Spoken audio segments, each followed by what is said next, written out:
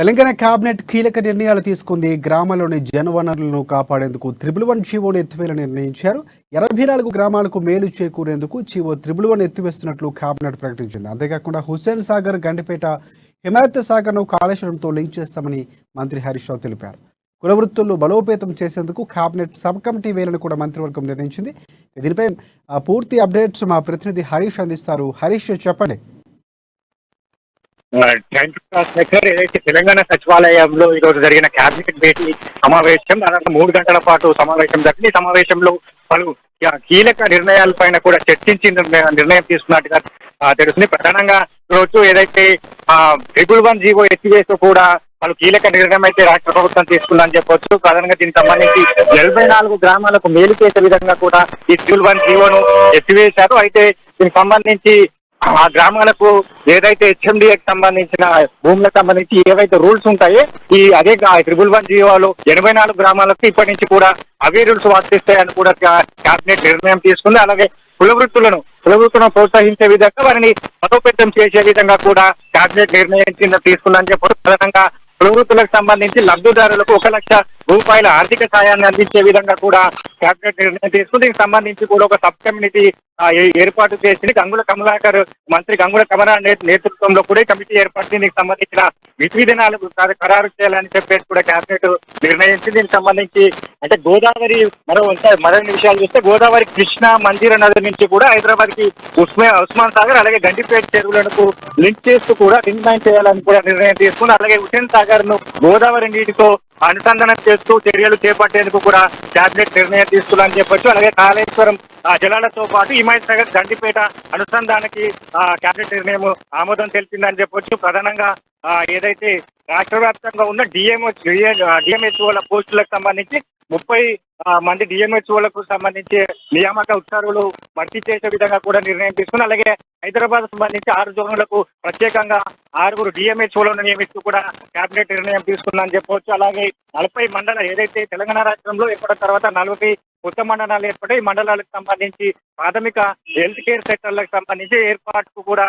Cabinet నిర్ణయం తీసుకుంది. అలాగే ఏదైతే అర్బన్ హెల్త్ కేర్ సెంటర్ లో పనిచేసే వారిని పర్మనెంట్ ఉద్యోగుల నియామకంపై కూడా కేబినెట్ నిర్ణయం తీసుకుందని చెప్పవచ్చు. అలాగే వ్యవసాయ రంగానికి సంబంధించి కూడా ఏదైతే మంత్రి నిరంజన్ రెడ్డి నేతృత్వంలో కూడా ఒక సబ్ కమిటీని ఏర్పాటు చేశారు. వ్యవసాయ రంగం సంబంధించి అలాగే వ్యవసాయ రంగం సంబంధించి పంట కాలానికి సంబంధించి 1 నెల పంట కాలాన్ని ముందుకు జరపాలని అలాగే పంటకు సంబంధించి ఏదైతే వడగండ్ల వానతో ఇప్పటికే రాష్ట్రంలో చాలా పంటలు నష్టపోతుంది. చాలా మంది రైతులు నష్టపోయే పరిస్థితి కనిపిస్తుంది. అయితే దీన్ని 1 నెల ముందుకు జరిపితే రైతులు నష్టపోకుండా ఉండేందుకు కూడా చర్యలు చేపట్టడం దీనికి సంబంధించిన విధి విధానాలు అలాగే ఏదైతే దీనికి సంబంధించి విధి విధానాలు రూపొందించాలని కూడా ఒక సబ్ కమిటీ ఏర్పాటు చేసింది. సబ్ కమిటీ పంట కాలాన్ని ముందుకు జరిపే విధంగా చర్యలు చేపట్టాలని కూడా కేబినెట్ నిర్ణయించింది. అలాగే ఏదైతే పంటలు ఇప్పటికే వరితో పాటు మొక్కజొన్న పంటలు కొనుగోలు చేయడానికి సివిల్ సప్లై శాఖ కూడా కేబినెట్ అనుమతులు ఇచ్చింది చెప్పొచ్చు. అలాగే ఏదైతే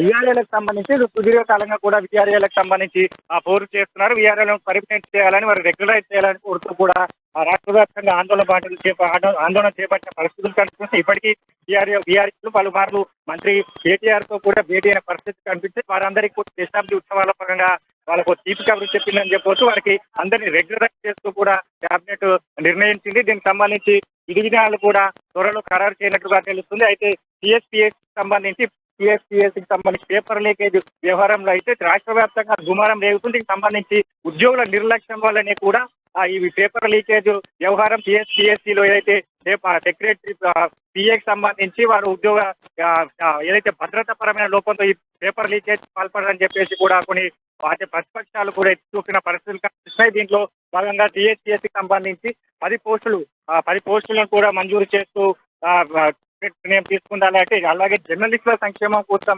రాష్ట్ర ప్రభుత్వం ప్రత్యేకంగా జర్నలిస్టుల సంక్షేమం ఖమ్మంలో జర్నలిస్టుల భవనం కోసం అయితే 23 ఎకరాల స్థలాన్ని కేటాయించింది. అలాగే ఏదైతే జైన్ కమ్యూనిటీ మైనారిటీ కమిషన్ లో చేస్తూ కూడా నిర్ణయం తీసుకుందని చెప్పొచ్చు. ప్రధానంగా ఏదైతే పలు అంశాలపైన కూడా కీలక అంశాలపైన కూడా ఈ కేబినెట్ లో ఆమోదం తెలిపాయని చెప్పొచ్చు.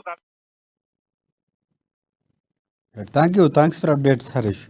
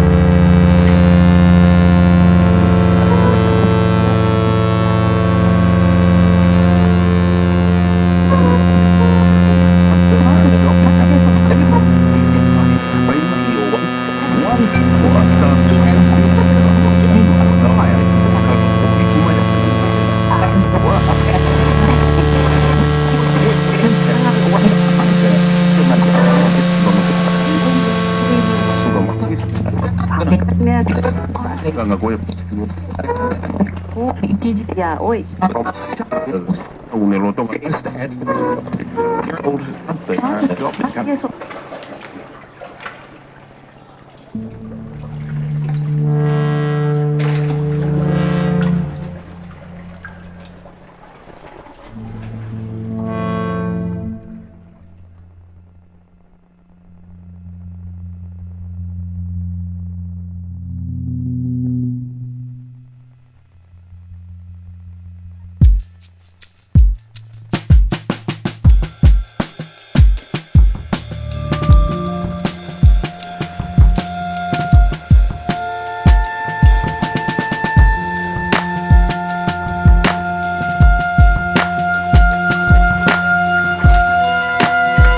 చాలా కీలకమైనటువంటి అంశాల్లో తెలంగాణ క్యాబినెట్లో నిర్ణయాలు తీసుకున్న పరిస్థితి కనిపిస్తుంది. అంటే త్రిపుల్ జీవో గతంలో కూడా చాలా వరకు ప్రజల నుంచి దాన్ని వెనక్కి తీసుకోవాలని కూడా చెప్తుంది. ప్రధానమైనటువంటి అంశాలు త్రిపుల్ జీవో కానీ అలాగే గండిపేట హిమాయత్ సాగర్ కాళేశ్వరంతో లింక్ చేస్తున్న అన్ని కూడా ప్రతిపాదన తీసుకున్న పరిస్థితి. దీనిపై మీరేమంటారు?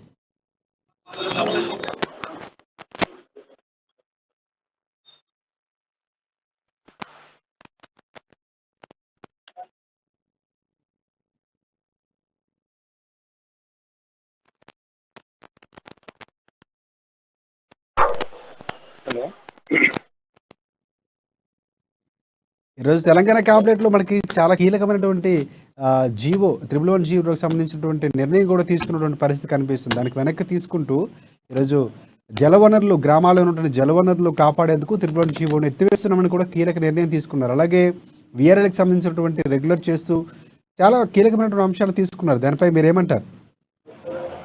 అది చాలా సంతోషకరమైన విషయం సీఎం కేసీఆర్ గారు చెప్పినట్లు. హలో చెప్పండి.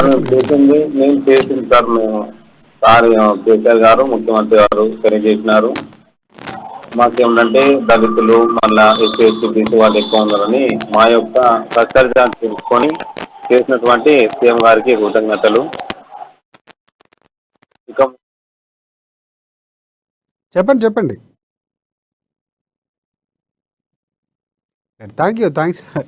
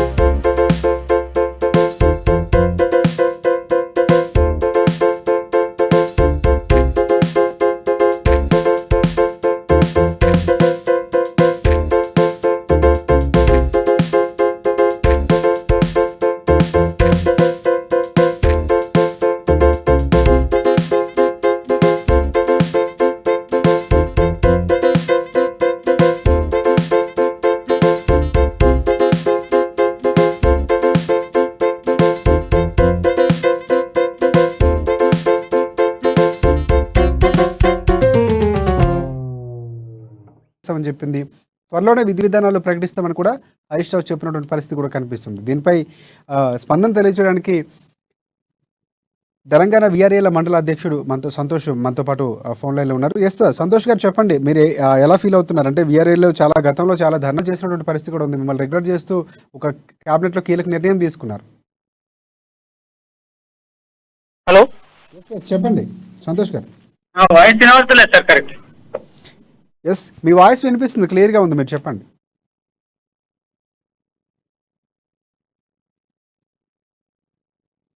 ఎస్, చాలా కీలకమైనటువంటి నిర్ణయాలు తీసుకున్నారు ఈరోజు క్యాబినెట్లో. రెగ్యులర్ చేస్తూ అంటే 111 జీవో కూడా గతంలో రైతుల దగ్గర నుంచి కూడా ప్రతి ఒక్కరు కూడా ధర్నా చేసినటువంటి పరిస్థితి కూడా ఉంది.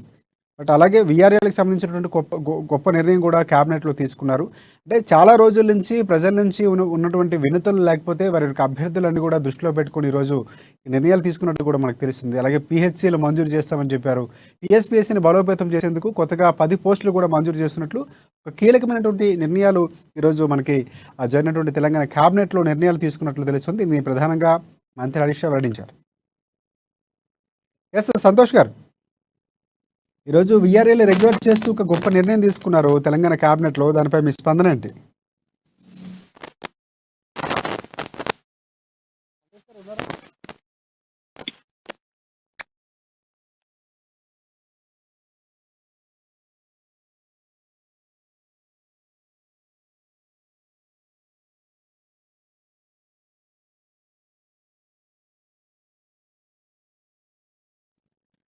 ఎస్ సంతోష్ గారు చెప్పండి, వీఆర్ఏలు రెగ్యులేట్ చేస్తూ తెలంగాణ క్యాబినెట్ కీలక నిర్ణయం తీసుకుంది. అలాగే వీఆర్ఏలు వివిధ విభాగాలు సర్దుబాటు చేస్తామని కూడా చెప్పింది. త్వరలోనే దీనికి సంబంధించినటువంటి విధి విధానాలు హరీష్ రావు ప్రకటిస్తామని క్యాబినెట్ ఈరోజు ఏదైతే సమావేశం జరిగిందో సంబంధించినట్టు కూడా చెప్పినటువంటి పరిస్థితి ఉంది. దానిపై మీరు ఏ విధంగా ఫీల్ అవుతున్నారు? ఎస్ సార్, చెప్పండి సంతోష్ గారు. సార్ వాయిస్ కరెక్ట్ వినబడతలేదు సార్ మీది. వీఆర్ఏలు రెగ్యులేట్ చేస్తూ ఈరోజు జరిగినటువంటి క్యాబినెట్లో సమావేశంలో చాలా కీలక నిర్ణయం తీసుకున్నారు. దానికి సంబంధించిన హరీష్ రావు కూడా వెల్లడించారు. త్వరలోనే దానికి సంబంధించినటువంటి విధి విధానాలు వెల్లడిస్తామని కూడా చెప్పారు కదా. సో దానిపై మీరు ఏ విధంగా ఫీల్ అవుతున్నారు అనేది చెప్పండి. సార్, మేము గత సంవత్సరం నుంచి చేస్తున్నాం సార్ సమ్మె. హలో, ఎస్ వినిపిస్తుంది, చెప్పండి. గత సంవత్సరం నుంచి జూలై 19, 2020 ఇప్పటి వరకు సమ్మె చేస్తున్నాం సార్. మన గౌరవనీయులు మంత్రి గారు ఇచ్చినటువంటి హామీలనే మేము సమ్మె చేయడం జరిగింది. ఆ సమ్మె ఆధారంగా ఈరోజు మా యొక్క నిర్ణయం మా మంత్రి వర్యులు కేసీఆర్ గారు, మన కేటీఆర్ హరీష్ రావు గారు కేబినెట్లో ఈరోజు ఫైల్ మీద సంతకం పెట్టడం జరిగింది సార్. దాని గురించి మేము చాలా ఆనందపడుతున్నాం సార్. ప్రధానంగా మీ డిమాండ్లు ఏవైతే ఉన్నా అవన్నీ తీరుస్తున్నారా? మా యొక్క డిమాండ్ సార్, మన 55 సంవత్సరాలటువంటి వీఆర్ఏలకు వారి యొక్క వారసులను తీసుకోవాలి, మరియు పే స్కేల్ కూడా ఇవ్వాలి, మరి ఎడ్యుకేషన్ ఉన్న వాళ్ళకు ప్రమోషన్లు ఇవ్వాలి సార్. ఈ మూడు మీద డిమాండ్స్ పెట్టినాం సార్. ఇంతకుముందు తను ఇచ్చినటువంటి హామీలనే డిమాండ్స్ మీద సమ్మె చేయడం జరిగింది సార్. ఎస్, మీరు సాటిస్ఫాక్షన్గా ఉన్నారైతే ఈ ప్రభుత్వం ఇచ్చినటువంటి హామీల పరంగా చూసుకుంటే మీరు సంతృప్తిగా ఉన్నారా? ఈరోజు క్యాబినెట్ హరీష్ రావు వెల్లడించారు, వీఆర్ఏలు రెగ్యులేట్ చేస్తూ మీ నిర్ణయాల గతంలో మీరు ఏదైతే చెప్పారో 3 ప్రధానంగా డిమాండ్లని, ఆ డిమాండ్లకు సంబంధించినటువంటి ఈరోజు క్యాబినెట్లో నిర్ణయం తీసుకోవడం సంతృప్తికరంగా ఉందా మీకు?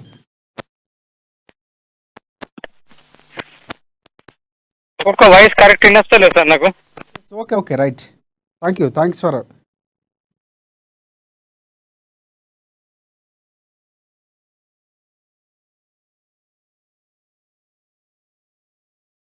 84 గ్రామాల ప్రజలు అనేక రోజులుగా ప్రభుత్వాలను డిమాండ్ చేస్తూ ఉన్నారు.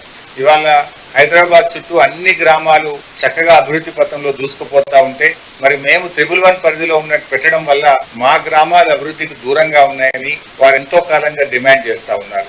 గతంలోనే గౌరవ ముఖ్యమంత్రి గారు వారికి ఇచ్చిన హామీని ఈ రోజు నెరవేర్చడంలో భాగంగా 111 జీవోను పూర్తిగా ఎత్తివేస్తూ ప్రభుత్వం నిర్ణయం తీసుకుంది. ముఖ్యంగా హెచ్ఎండిఏ పరిధిలో ఉన్నటువంటి భూములకు ఏ రకమైన విధి విధానాలు వర్తిస్తాయో ఇప్పుడు 111 జీవో పరిధిలో ఉన్న 84 గ్రామాల ప్రజలకు కూడా అదే విధి విధానాలు వర్తించాలని చెప్పి కేబినెట్ నిర్ణయం తీసుకుంటే ఎలాంటి ఆంక్షలు లేకుండా ఆ ప్రజలకు ఆ 84 గ్రామాల ప్రజలకు కూడా హెచ్ఎండిఏ పరిధిలో ఇతర గ్రామాల ప్రజలు ఏ రకమైనటువంటి వాళ్ళకు రూల్స్ ఉన్నాయో చట్టాలు ఉన్నాయో వీరికి కూడా అదే రకంగా పద్ధతుల్ని విధి విధానాలను అమలు చేయాలని నిర్ణయం చేశారు. ఎందుకంటే హైదరాబాద్ కి ఇప్పుడు గోదావరి డ్రింకింగ్ వాటర్ సఫిషియెంట్ గా వస్తా ఉంది, కృష్ణా డ్రింకింగ్ వాటర్ కూడా సఫిషియెంట్ గా వస్తా ఉంది.